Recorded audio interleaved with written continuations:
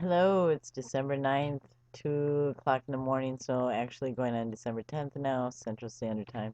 I'm on the National Data Buoy Center, and all of these little diamonds represent buoys, and here they tell what's going on.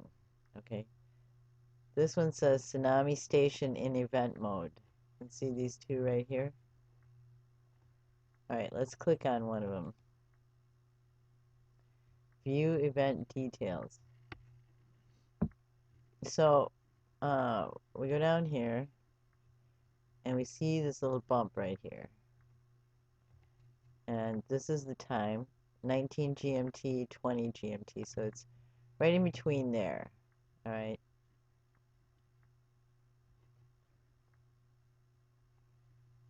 Let's see this is a picture of what it was doing, bouncing up and down.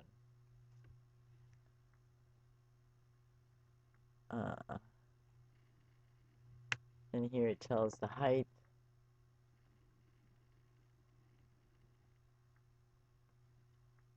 It doesn't look really significant, but it's registering. So let's go back and look at the next one. Okay, so here's the next one. View event details. Now this is a picture of the buoy right there. This tells you where it's at. You can see this little thing here, also the same time approximately. And this is, like if that was your heart, you'd be concerned about it having that weird, you'd feel something, that's for sure. And there's the time. So let's look at that earthquake map and see what was happening around that time at that place. Okay, so here we are looking at these. These are right a little east of Australia. So we'll look on here. And this is what was going on. Let's get rid of that for just a minute. This, the way this is set up is that red indicates the last 6 hours, and then it goes to yellow 6 hours after the first 6 hours, and then orange 6 hours after that, and then gray. So if we look on here, we can see starting December 8th, earthquakes. And these could be considered significant, 4.8, 5.1. Those could be considered big enough to do damage, depending on where you're at and the depth of the earthquake and what your structure is built out of. So, as you see, we're going through the different colors here now. And then look at this. Let's move it up. Magnitude 6.9, December 9th at 1910, which goes right along with this time on the Bouy map. See, right in there, approximately, that would make that start moving. Okay. And then here's another 6.9,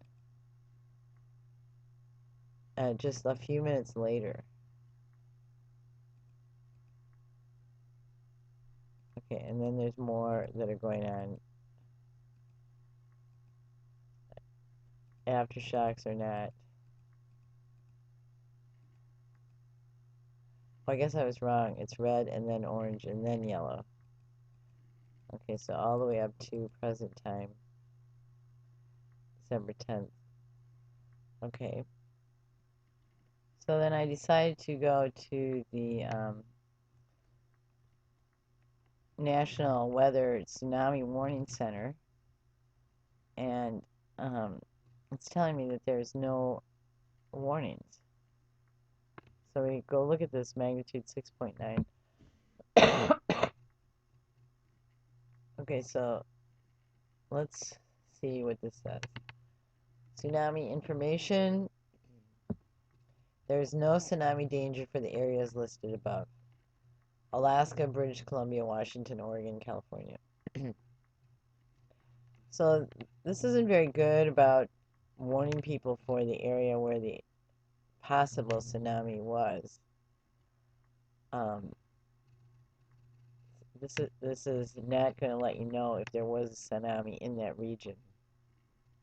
So this site, which has the link below, is a little bit better. International Tsunami Information Center. Down here they have different sites that you can look at, and say if we want to look at the Japan Meteorological Agency alerts, that takes us to this, and it is pointing out this epicenter. And when we go down here, December 9th, there's a very small possibility of a destructive local tsunami. Estimation at the forecast points, no tsunamis with amplitude of 0.5 meter or over are expected at any of them. However, at some coasts, particularly those near the epicenter, higher tsunamis may arrive than our estimation. Authorities should be aware of this possibility. Okay. So, this is saying it was a magnitude 7. Now let's look at the Joint Australian Tsunami Warning Center.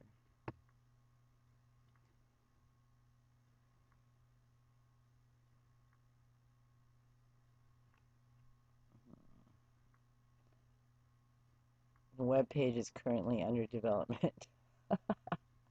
Let's see what the warning status says. No tsunami threat. There's no tsunami threat to Australia.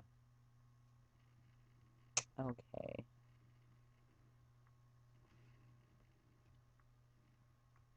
Okay, now when I click on the Indian National Center, that gets me to this, but it's talking about September 8th off the coast of Pakistan. That's not what we're looking for. So, that doesn't help any here. So, actually, this isn't a great site for letting me know stuff, but I did click on this, and I thought you might find this interesting. Global hazard maps. Tsunami sources from 1610 BC to AD 216. 1,235 confirmed tsunamis, 249 deadly tsunamis. I don't know what they use for sources to get back that far. That's very interesting to me. Let's just click on this for a minute and see what it takes, where it takes us.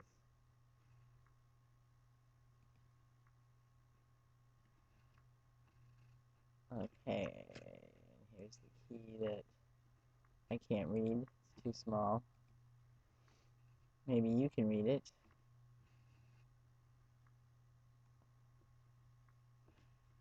This is pretty visible to see here.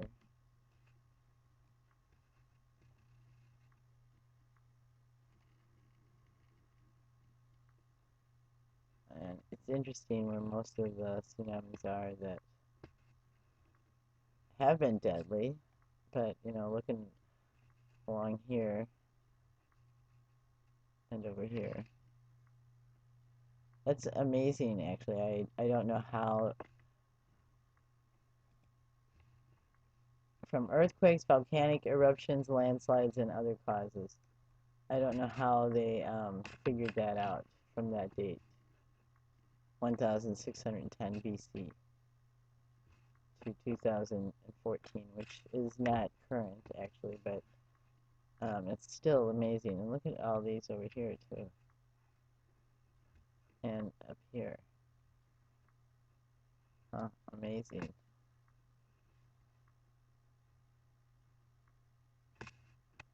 and even a couple over here on the east coast of the United States. But we can't see, well, maybe we can.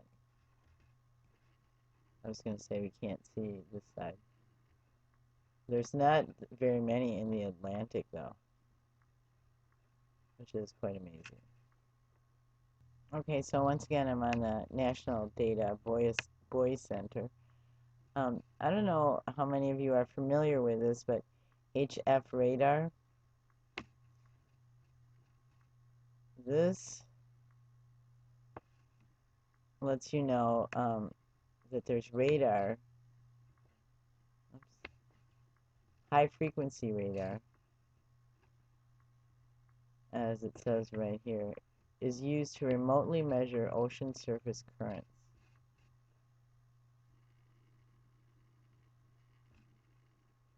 So isn't that interesting? And in Hawaii here. I can't click on any of those specific spots. Let's see what the difference is here.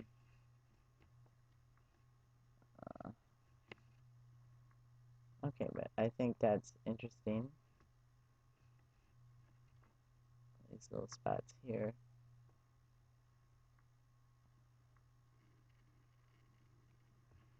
Doesn't have a date on it, is it right now? 12:10, yep, it is right now. Look at how these look as you get closer to them.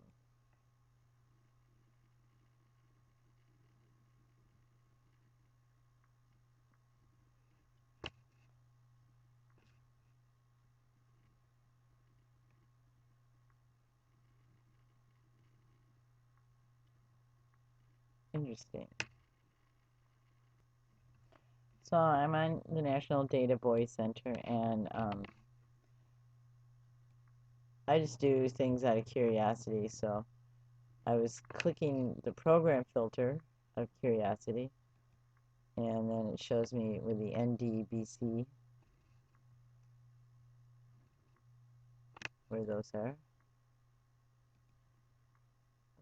Let's click off of that. International partners. Let's click out of that. IOOS partners.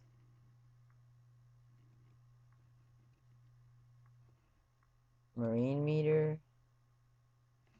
It's interesting that the marine meter is also in the United States up there.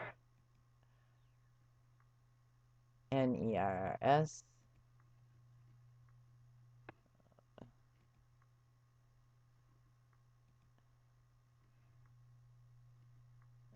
Oil and gas industry.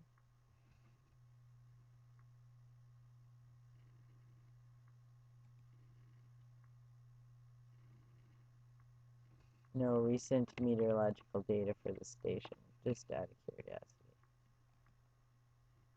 curiosity. TAO and Tsunami. Okay, so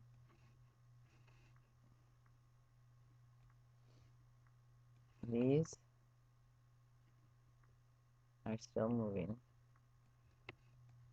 as you can see. None of these other ones are, but these are in the Coral Sea. So I'm grateful for you, and I'm here at your service. I also wanted to show you this before I leave, the word amplitude, because it's used to describe the waves in the ocean. Amplitude. The amplitude of a periodic variable is a measure of its change over a single period. There are various definitions of the amplitude, which are all functions of the magnitude of the difference between the variables. Okay, I'm on the BBC website, Bite Size, and I came here because a lot of times for the tsunami, it's measured in amplitude. You need to know about these quantities used in waves. The amplitude A of a wave is the distance from the center line or the still position to the top of a crest or the bottom of a trough. So this is the crest. So that's the amplitude measurement. Okay. Look on here, I'm almost out of time.